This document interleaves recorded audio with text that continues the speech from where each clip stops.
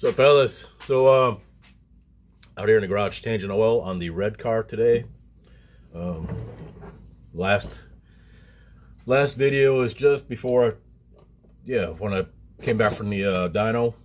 So what happened since then is the next day after the dyno, I loaded up some stuff in the wife mobile and we went up to Wisconsin. Went over to Lambeau Field. Oh shit, this is crooked. My OCD kicking in. And then went up there for a day and then went over to see my family on the other side of Wisconsin, over by Minneapolis, about 100 miles east of Minneapolis, St. Paul. And was up there for a week and then came back and hadn't really been doing much, driving the red car around trying to get the tune dialed in. But I've got a couple 100 miles on it now, so changing the oil and still putting regular mineral-based oil in or whatever, not the synthetic yet. I'm going to get some more miles on it before I do that. So I'll show you what we got going on over here. So I run the paper towel through the oil stream when I was draining the pan. That looks pretty good. I wiped off. It's got a Canton pan, so it's got a couple, the drain plug's got magnets on them. There's nothing alarming on there. It's just typical. Looks pretty typical. I had two Harleys actually, and they had the same kind of deal where they had drain plug magnets, and especially the what's called the transfer case that has our primary case has the chain in it for the run from the engine to the transmission. That thing will scare you when you take that off, because the chain and the clutches and all that stuff, there'll be all kinds of garbage on it. But this looks pretty good. The oil is still clean. And I got the filter in here. I'm gonna cut it open later and then go from there. But I think right now, I think it looks pretty good, and I'm not I don't have any any concerns like I did like when I just got it running and I took it up to the dyno. I was a little bit out of my comfort zone there, because typically on a new engine I would run it I'd start it up, let it sit there and idle for about 20 minutes, and I'd change the oil in the filter, and I'd go out and put a few 100 miles on it, and I'd change it again. And then I'd start the regular 3,000 mile oil changes. But this one, I did not do that. I run it up on the dyno like within 10 miles of getting it, or 20 miles of getting it started. So, but it didn't seem to bother it so far. I might have to run the rocker arms down again, just check all them, as everything's getting comfortable with each other, and then go from there. Hopefully by the time I get where I can put synthetic in it, I'll have the clutch broke in good and go up to the track. Although Pirate, or was it Pirate, or one of the guys said they talked to the guy that runs the track, Joey, and he said he's going to turn it over, thinking of turning it back over to the Indians, because they're the ones who own the property. They own a casino right next to it and some other stuff. So we'll see how that goes. I mean, it's kind of a non-issue for me, because if, heaven forbid that closes, then I would have to go over to the one over by Panama City. But it's just as far to Atmore as it is to Panama City for me. But the guys over in Pensacola might end up having to go to Mobile. So that would really suck. But hopefully it ain't gonna go to that. Like I said, I can't see them having that property there, not keeping it open to run it, or get somebody to run it, and make money off it. So hopefully it won't go that route of hope. So anyway, I'm gonna get put some what do you call it, Teflon tape. There we go, because the back one had a little seep out of it. Put some Teflon tape on there and get the oil changed, fire it up, and go do another data log. Alrighty, appreciate y'all. Later. There you go. Just cranked it up. No leaks, thankfully. Might be putting a little smaller alternator pulley on there just because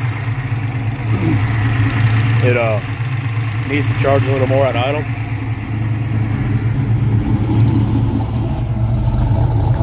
And obviously I still need to work on idle a little bit. Still a little bit higher than knee speed. I forgot to mention earlier,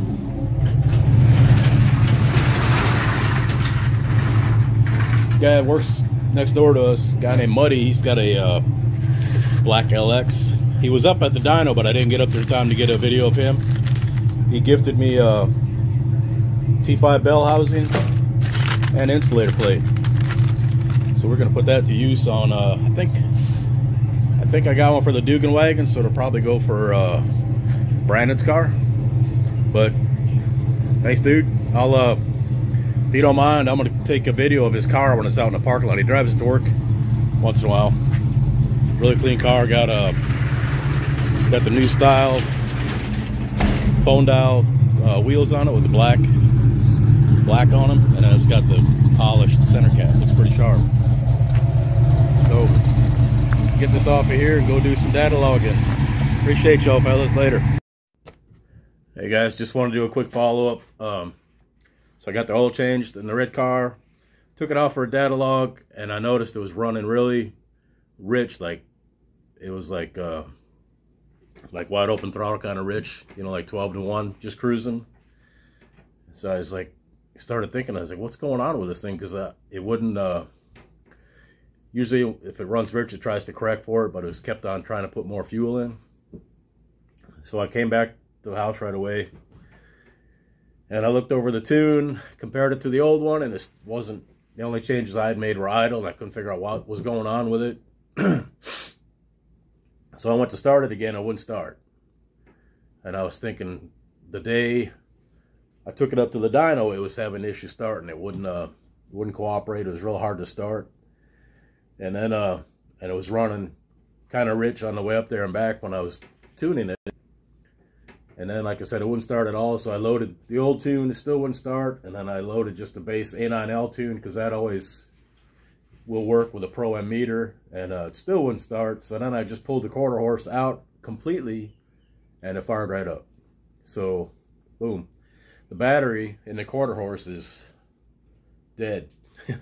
That's why I don't leave them in there a real long time. Usually I'll leave them in there when I'm tuning, and then once I got the tune where it's good, then I'll put it on a chip and put that in, put the Quarterhorse away until I use it again. So that's the second time that's happened. And that's why I like having a Pro M meter, because even if you don't have a chip in the car, it'll still run. It'll still get up and start and go down the road. It won't be optimal, but it's better than, like, if you got a slot meter and the Quarterhorse goes dead, well, you're shit out of luck, because you ain't gonna get it to run on that.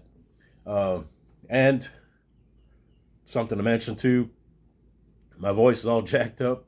Part of the trip going to Wisconsin, I stayed at my sister, and she's, bless her heart, she's got all this essential oil burners in the house, and those things do not like me at all. I don't know what's going on with them, but they mess up my sinuses. Ever since I came back, I've had this weird postnasal drip that I can breathe through my nose fine, but I've had this persistent cough, and it's just been tearing on my throat, so my throat's all jacked up, and voice is all gravelly nasty.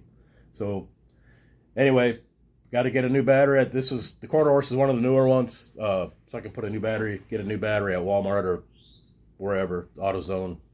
It's just like a big watch battery, and then I can be on my way. So just want to pass that along in case somebody runs into that themselves. It's I know carburetors don't do that. Yeah, well, if I don't get sticky floats either, and all that other good stuff. They all got their drawbacks. They all got their positives, pros and cons.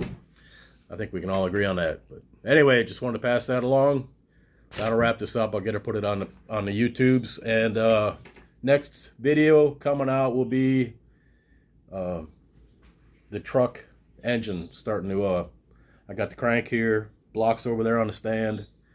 The dingle ball hone is ready, and we'll be putting that together soon. this week. We'll get to work on that. All right. Appreciate y'all. Later.